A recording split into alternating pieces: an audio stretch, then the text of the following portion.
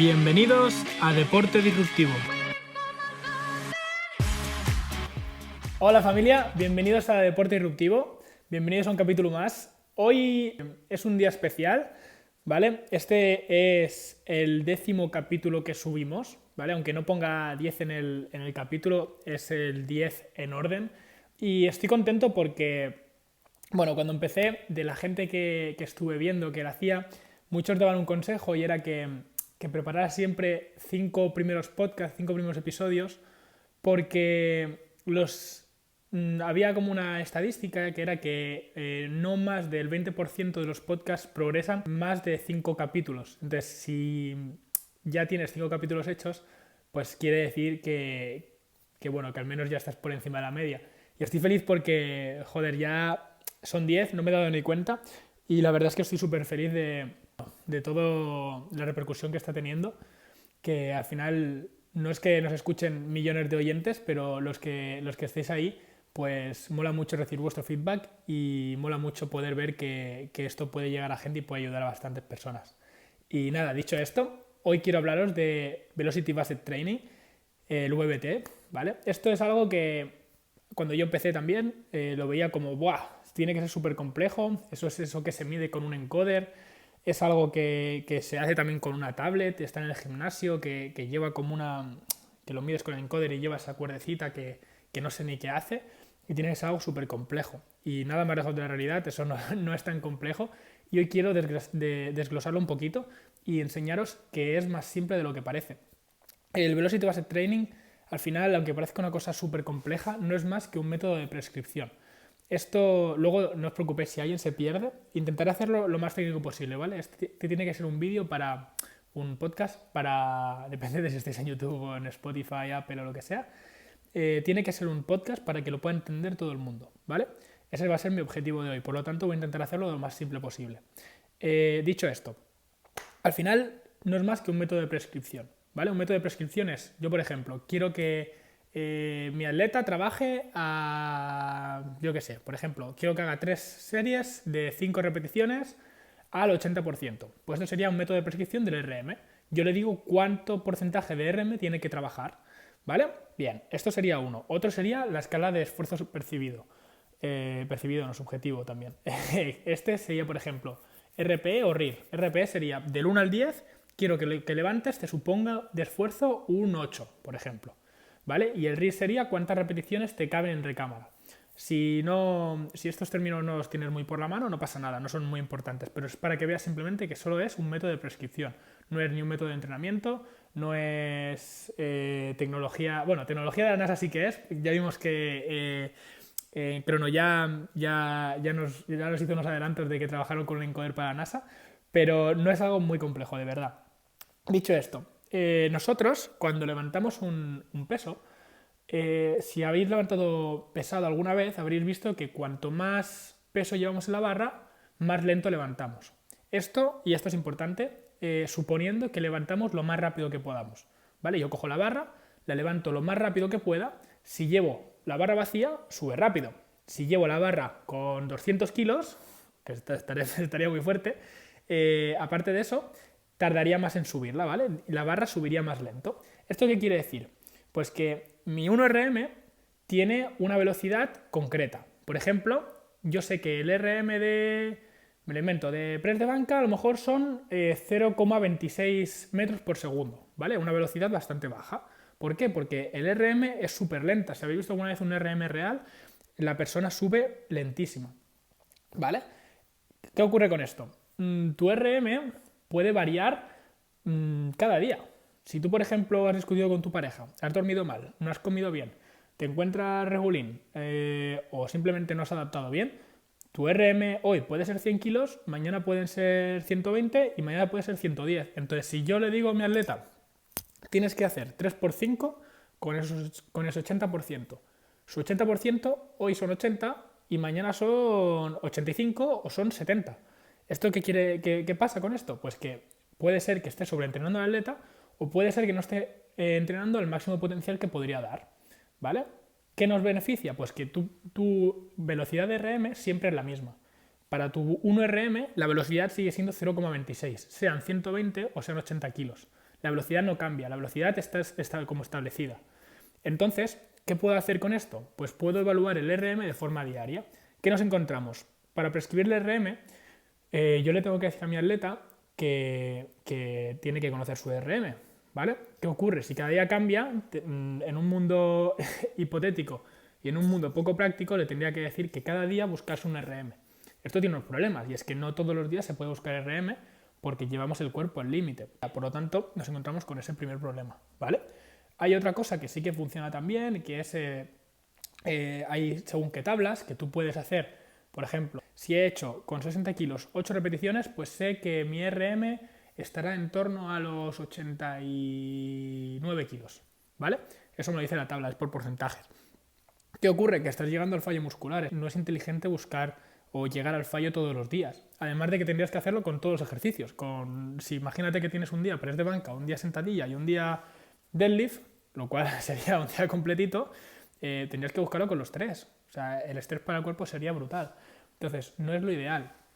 ¿Qué nos proporciona lo que sería el VBT? Pues, entre otras cosas, todo el mundo tenemos lo que se llama una curva fuerza-velocidad, ¿vale?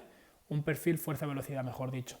Este perfil es justo lo que hemos dicho. Yo sé que mi 1RM lo levanto a 0,26 y mi 60% lo levanto a 1,11, por ejemplo, ¿vale? Pues voy probando diferentes pesos. La idea sería, por ejemplo, buscar 4 pesos e ir subiendo. Por ejemplo, buscar uno al 45, uno al 55, uno al 70 y uno al 80, ¿vale? Si yo sé cuánto levanto en el 80, sé cuánto es mi RM porque la velocidad me lo dirá, ¿vale? Si yo estoy levantando a 80 y hago la velocidad del 80%, pues sé que más o menos por dónde está mi RM y podría marcarlo para cada día, ¿vale? Esto sería mi perfil de carga-velocidad.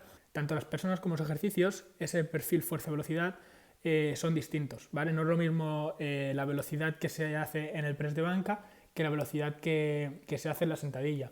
Y tampoco es la misma velocidad que puedo hacer yo que la que puede hacer otra persona. Cosas imprescindibles para poder hacer el VBT. Lo primero, levantar lo más rápido que puedas, y lo segundo, levantar siempre con la misma técnica, ¿vale? No vale de nada si, por ejemplo, se hace una sentadilla y la primera la hago bajando profundo y rompiendo el paralelo, y la segunda hago una media porque no puedo bajar más. Eso no contaría, ¿vale? Tiene que ser siempre con el mismo rango de recorrido, porque no tardas lo mismo bajando hasta aquí que bajando hasta abajo y subiendo, ¿vale? El movimiento cuenta la fase concéntrica. ¿Esto qué quiere decir? En una sentadilla tú contarías la velocidad en la que estás en el punto más bajo, pues lo que tardas en subir, no lo que tardas en bajar y subir, ¿vale? Sería solo la fase concéntrica. Dicho esto, 4 pinceladas, ¿vale? Es súper simple. ¿Qué más aplicaciones tiene? En el caso de que, por ejemplo, me esté escuchando una persona que sea un generalista de fuerza. Generalista es, por ejemplo, un jugador de fútbol, por ejemplo, que quiera trabajar la fuerza, pero que no sea un especialista de fuerza, como podría ser un halterófilo o un powerlifter, ¿vale? Que son especialistas de fuerza. Entonces, imagínate un generalista de fuerza que no suele trabajar con cargas por encima del 80%. ¿Vale? Pues es absurdo que lo estés suponiendo a ese tipo de cargas. Entonces, ¿qué ocurre? Hay una cosa que se llama prescribir con porcentaje de pérdida de velocidad. Esto quiere decir que tú podrías pautar que haga la primera repetición con el peso que tú quieres, y que cuando pierda un porcentaje de pérdida de velocidad, por ejemplo, cuando pierda un 15% de esa velocidad, automáticamente avise y ahí paras tu serie.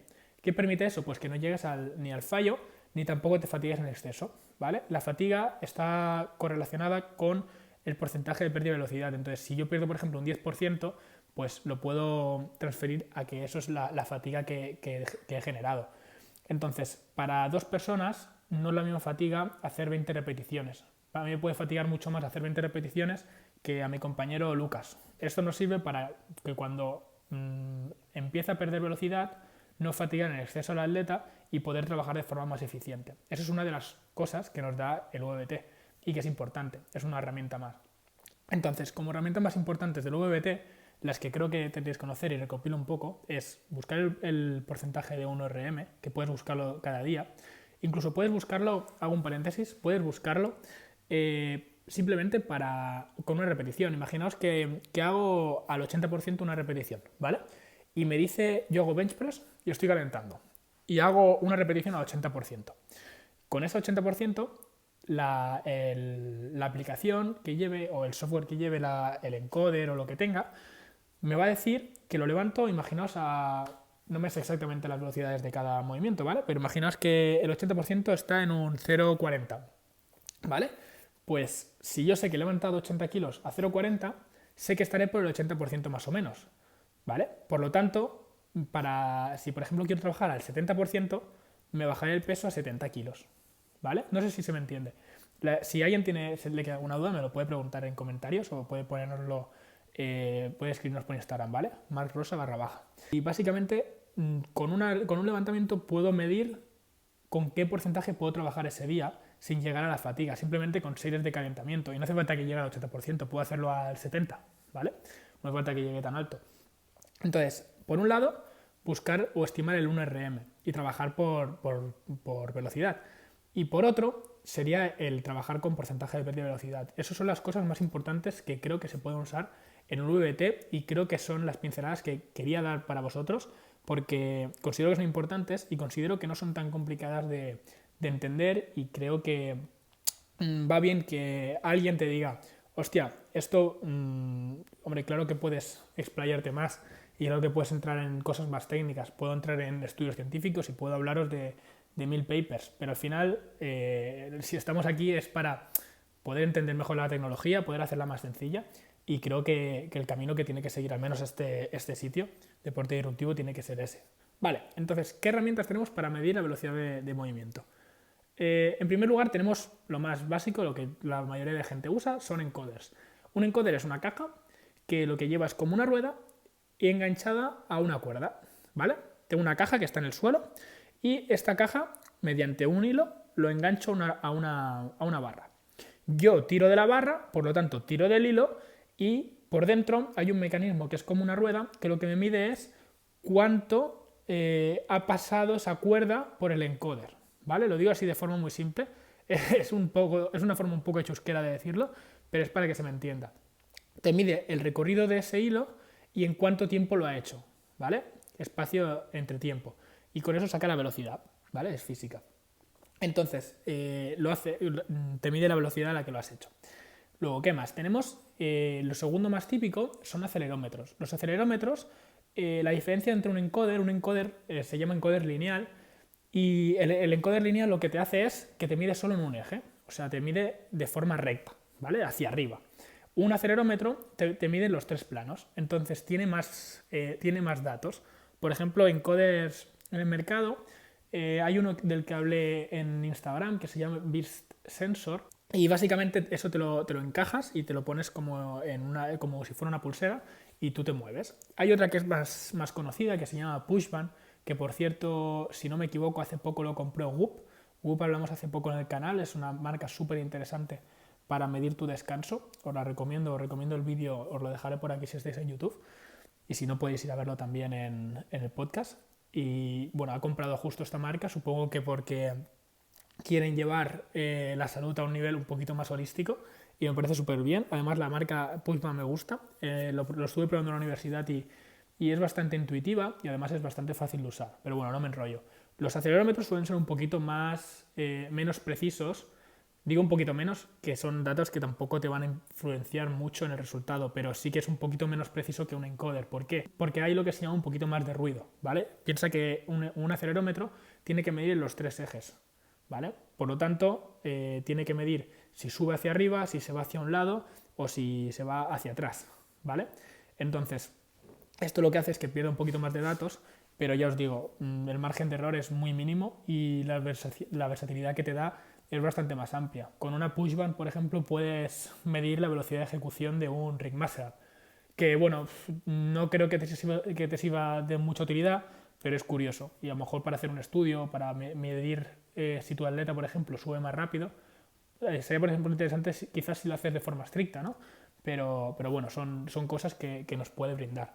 Yo lo veo más cómodo porque tampoco vas con hilos y puedes engancharlo a veces a la barra y directamente lo tienes en la barra, no tienes un cacharro debajo de la barra como es un encoder, que al final imagínate que tiras la barra y lo tiras encima, está un poquito más expuesto.